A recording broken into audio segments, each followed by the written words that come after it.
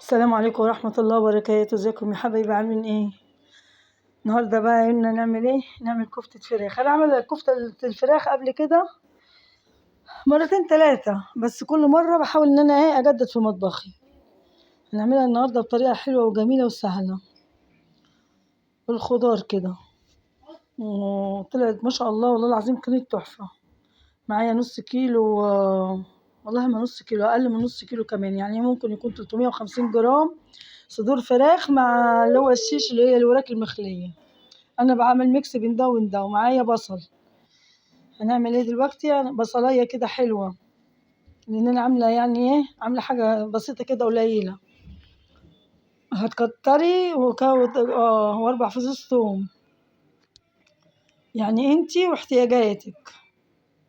وده طبعا فلفل بوريهولكوا اهو، فلفل اخضر، فلفل الوان اللي عندي، بس انا كنت عندي الفلفل الالوان انا مفرزاه من ساعه ما كان ب10 جنيه ايام الرخص في الصيف. بس ضربت البصل اهو، انا بوريها لكم معلش عشان انا شغاله مع نفسي كده. فطبعا ايه، الحمد لله والشكر لله على كل حال. بالله عليكم الفيديوهات عندي والله العظيم انا حزينه، القناه عماله تسقط كده من قله. انا ما بنزلش فيديوهات كتير، بس غصب عني يا جماعه، كل واحد عنده ظروفه يعني. وهنعمل ايه دلوقتي؟ اديني بوريكم البصله. بصوا فرمت البصلايه، وهنفرم الفلفل.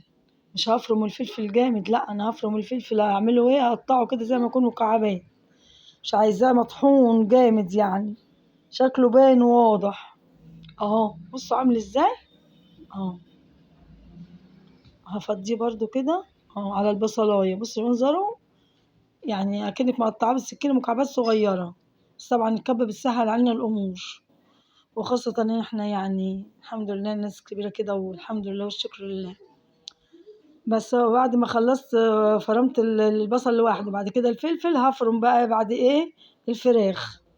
بعد طبعا ما انا غسلاها بالليمون وكده، لازم يا جماعه تغسلوا الفراخ كويس وتحطوا عليها ليمون، لانه عشان ريحه الزفاره.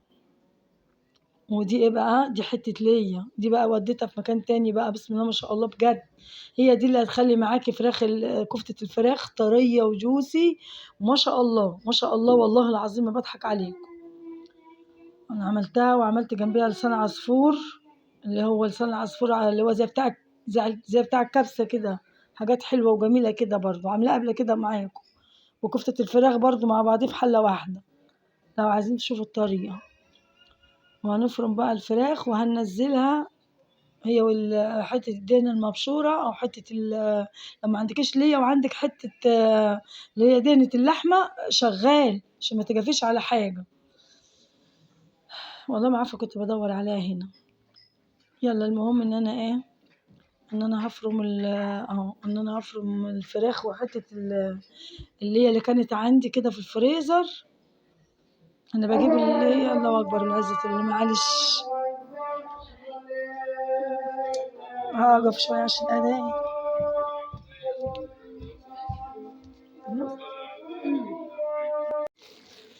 بس وهنحط كل حاجة كده على بعضيها. وحطيت حبة بقسماط، على فكرة حطيت معلقتين بقسماط طبعا، عشان انتوا عارفين ان الكفتة طرية بتاع الفراخ.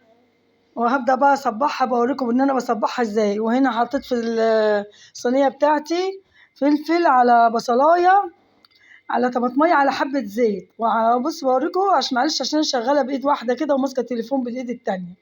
وبصبحها كده على أي حاجة بقى صبعها أنت، على اللي أنت، على شيشته هو، على أي حاجة صبعها عليها، لأن أنا أسحبها.